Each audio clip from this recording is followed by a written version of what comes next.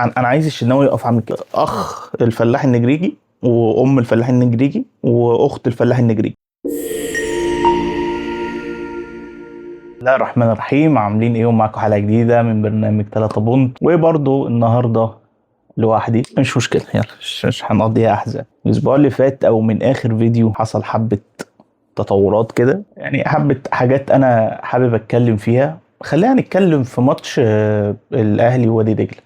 الماتش لحد دلوقتي مش قادر اقتنع ان المدرب حلو. تمام، خايف ان انا يبقى زي كولر، زي حد جاب فترة وكان حلو وبعد كده رجع تاني بقى مش احسن حاجة. يعني مش قادر احط الاقتناع. مش معناه ان انا مش مقتنع بيه، بس انا مش قادر احط الاقتناع عنده عشان خايف ان هو حتة ان هو نرجع تاني ان مستواه يقل وهكذا. فاعتقد ان ممكن بعد 5 او 6 سنين الاقتناع يعني يبتدي يبقى معاه، يعني مفيش مشاكل. ماتش امبارح اللعيبه فعلا لاقيه بعض، عارفه في تاتش كده من حته ان انت لا الناس دي اتدربت قبل كده مع بعض فعلا. الناس دي نزلت من بيتها راحت عملت تدريب ورجعت تاني. كنا مفتقدين الحته دي، يعني شفناها طبعا في افريقيا مع منتخب مصر. حوار رهيب، يعني الناس ما كانتش اول مره يلعبوا مع بعض، اول مره يشوفوا بعض. فلا هو قعد 11 كده ولعبهم. ده انا دي تمام، مفيش فيها مشاكل. عندي بس كام كومنت كده يعني. الشناوي ليه؟ الشناوي بجد والله لماذا يقف الشناوي حارس مرمى الى الان؟ هل يعني هو ماسك سيديهات بلس 18 على حد؟ بس مستحيل هو. وبرضه محمد هياخد بالك ايا كان مستواه. ما هو لا، يعني خلاص هو في ال30 خلصت خلاص. احنا محتاجين باك يمين. تمام، مستوى السيزون ده حلو، ما حدش يقدر يقول حاجه، بس انا مش قادر اقتنع. خد بالك، مستوى السيزون ده حلو، مش رائع، هو حلو. او يعني ممكن عشان احنا شفنا كتير فبنقول ان هو حلو السيزون ده. بس نرجع تاني، الشناوي الماتش خلاص بيخلص 3-0. عدي 10 دقايق خلصت. 10 دقايق ايه؟ عدي اخر 5 دقايق خلصت خلاص، الموضوع خلصان. ما بيفردش ايده. انا عايز الشناوي يقف عامل كده بجد والله، نفسي الشناوي يقف عامل كده. نشوف بس هل ايده بتتفرد للاخر، يعني هل تشريحيا ايده ممكن تتفرد للاخر. هنبص عليها مره. استاذ محمد الشناوي، صح، ارفع ايدك على الحيطه. عارف انت كمدرسين، ارفع ايدك على الحيطه كده. تمام، نشوف بس هل ايدك بتتفرد للاخر، نتاكد وبعد كده نبتدي نكشف على قواك العقليه. ما عندناش ادنى مشكله، بس نتاكد ان الايدين بتتفرد للاخر. اصل مستحيل. هي لو بتتفرد للاخر فانت في حاجه في مخك، لو ما بتتفردش في الاخر فانت المفروض تقعد، لان اكيد دي اعاقه. الموضوع بسيط جدا. لا بنتطاول على حد ولا بنشتم حد ولا الهوا. احنا بنتكلم 1+1 يساوي هندسيا. هل انت بتفرد ايدك؟ يبقى تعالى نكشف على قواك العقليه. ايه اللي ما يخليكش تفرد ايدك لو انت بتفردها؟ طب انت ما بتفردش ايدك فده اعاقه، فلو سمحت اقعد على الدكه والسلام عليكم. تمام، طولك مش هيفيدنا. وبرضه عندنا كوكا. ايه يعني احنا استغنينا عن معلول. تمام، بتاريخه بحاجته بدنيته بكل حاجه، وخلاص هنعتمد على كوكا. مش قادر انا بجد مش قادر. كل ما اتفرج عليه انا حاسس بضغط عصبي رهيب فعلا. واحد بيبقى حاسس لا مش لا صعب قوي ان الواحد يعتمد عليه باك شمال. هو ليه ما احترفش؟ النهارده 28. يا خطيب، اصحى يا خطيب. محتاجين صفقة يا خطيب، مهاجم يا خطيب. من 6 شهور، من اول ما مشى وسام، واحنا بنقول لك محتاجين صفقة. انت يعني مستحيل ما عندكش انترنت. يعني انت لو بتوصله على الانترنت بتاع اللي هو الاتصالات دايركت ده، ما هتلاقي واحد يقول لك محتاج مهاجم. مش ممكن. يعني تريزيجيه بقى الصفقه الغريبه بالنسبه لي، دي صفقه غريبه. الواد مضيع علينا 3 بونت في كاس العالم. نصعدنا الدور اللي قبل كده مضيع علينا 2.5 مليون تقريبا دولار عشان بنالتي وربنا يسامحه يعني. وهو هداف الفريق اصلا. تشوفه في الماتش تقرف، تبص ارقامه، يعني ده سفاح بيلعب مع اشبال. اخر حاجه الووتر بريك. انا مش فاهم الووتر بريك ده، انتوا فاهمينه غلط. الووتر بريك ده مثلا درجه حراره 50، فاحنا محتاجين نهدى ونشرب ميه ونريح الجسمانين شويه. درجه حراره 15 ولا 10 امبارح ولا بتاع، الدنيا برد ولابسين شتاء وهوا وبتاع. ووتر بريك في ايه يا ابني؟ ووتر بريك؟ حد عمل حاجه؟ حد عرق؟ يعني اللي هيعرق ده غريب جدا، هيعرق فين؟ الدنيا تلج. فيعني نتمنى من الحكام المصريين الجامدين العاقلين ان هم ينظروا الى حوار الووتر بريك اللي مش 30 لا كانت بتتاخد 45 دقيقه شوت وكل ايه ووتر بريك دي. يعني مش هنخلص من المحل شويه ولا من الشناوي برضو لان في اللي هم ايه لجان الشناوي. لجان الشناوي بدات اللي هي ما تلاقيش حجه للي بيعملوا الشناوي، فبدات تجيبها من الجنب التاني. يا جماعه لو احنا قلنا شوبير يقف فالشناوي بره يبقى زعلان وناخد بالنا من نفسيته. وشوبير صدره ولع من سنتين، احسن حارس في افريقيا، اخد جايزه احسن حارس في افريقيا دوري ابطال افريقيا. صدره ولع من القعده، رسمه المقعده بقت على المقعد من كتر القعده. ده احسن حارس في افريقيا بيلعب مكانه واحد خرب.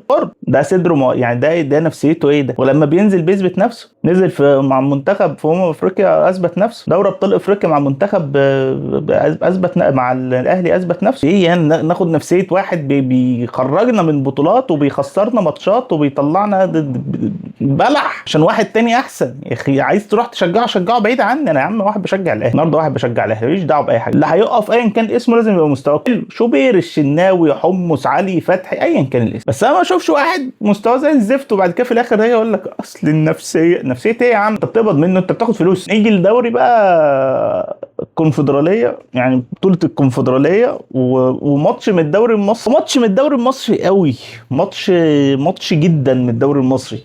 0-0 وبدون هجمات وبدون خطوره. يعني ممكن هجمه هنا ولا هجمه هنا ولا اتنين هنا واتنين هنا وشوطه كده جت بالغلط ومش عارف. ماتش يعني 90 دقيقه. يعني هو مشكله الماتش اللي جه بعد مانشستر وارسنال. اللي كان بيتفرج على مانشستر وارسنال يعني كان قاعد في حاله اورجازم كده، الوضع بالنسبه له عادي جدا وحياه ورفاهيه كل حاجه. لو حد بقى بيشجع، يعني بلاش بيشجع مانشستر وارسنال، بيتفرج بس اتفرج، بعدين هو بيشجع يا مصري يا زمالك وراح اتفرج عليه، هيحس ببوادر جلطه، عدم اقبال على الحياه، انتحار مبكر، دور اكتئاب.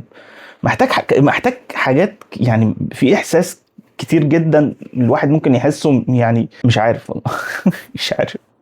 وانا صورت بالاسود المره اللي فاتت برضو، مش حاسس ان انا صورت بالاسود صح تقريبا. يعني خلينا نكمل بقيه الفيديو. خلينا بقى نتكلم على خساره الارسنال. وارسنال ده اكتر فريق عين لام قاف في الحياه، علشان بس ما ناخدش بان او حاجه. مش ممكن يعني الفرق كان 10 تقريبا، وبعد كده رجع 6، وبعد كده رجع 9، وبعد كده دلوقتي 4. ارسنال مضيع كميه نقط مستحيله. يعني تاني واحد مضيع نقط سهله.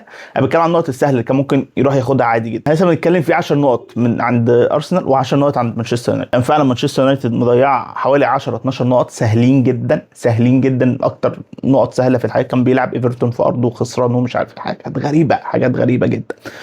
بعد ما كان كسبان ومطلوب منهم واحد حاجه، يعني مش فاكر والله الماتش قوي، بس لا حياه بتاعت مانشستر يونايتد ربنا ما يكتبها علينا. بس لا ارسنال يعني انا مش فاهم، هو كل يعني الدوري متهيأ له. انت المفروض تروح تاخد البطوله دي. انا مش فاهم دماغ ارتيتا فيها ايه ولا اللعيبه بتاعته. يعني انت المفروض تمسك الفريق تفرمه يعني، بس مش فاهم. دورة حياة بقى مانشستر يونايتد المقابل هو ان احنا بنجيب مدرب شاب يكسب كام ماتش يتعثر، يقول لك محتاج صفقات، يتعثر نشيله، نجيب مدرب مؤقت يكسب ماتشين نقول مش هينفع يكمل بقية الحياة، نجيب مدرب شاب يتعثر، نجيب صفقات. هي دي عشان بس جماهير مانشستر يونايتد ما تحسبش ان هي ممكن تبقى حاجه في يوم من الايام. يعني لا، طول ما الاداره موجوده يعني زي اداره الاهلي في الصفقات كده بالظبط. يعني نروح بس الفلاحين نجريك، الفلاحين نجريك الجامدين. في اخ الفلاح النجريجي وام الفلاح النجريجي واخت الفلاح النجريجي، تمام. الفلاحين دول يعني بعد اذنكم، طبعا احترامي الكامل للفلاحين، بس الفلاحين دول بعد اذنكم يعني اهدى على نفسك، تمام. ابنك ما اخترعش الذره، ابنك ما ساعدش في اي حاجه في العالم. ممكن يكون بيعمل حاجات انترتينمنت يعني ترفيهيه، تمام. هي في الاول وفي الاخر موضوع ترفيه، انا بتفرج عليك كاراجوز تتحرك قدامي تبسطني الدنيا تمام، بدفع لك فلوس حلو، بدفع فلوس اشتراك، بدفع فلوس، انت بتاخد كده كده مني فلوس بطريقه غير مباشره لاجل انت تقعد تلعب جميل. فانت ما اخترعتش الذره، انت ما جيتش اخترعت التكييف، ما اخترعتش التليفون مثلا، فاقدر اقول لا ده الواد ده مش عارف اتكلم معاه طول حياتي لانه اخترع حاجه بتساعد البشريه تمام. فاسكتوا تمام واسمعوا كومنتاتنا وانتوا ساكتين.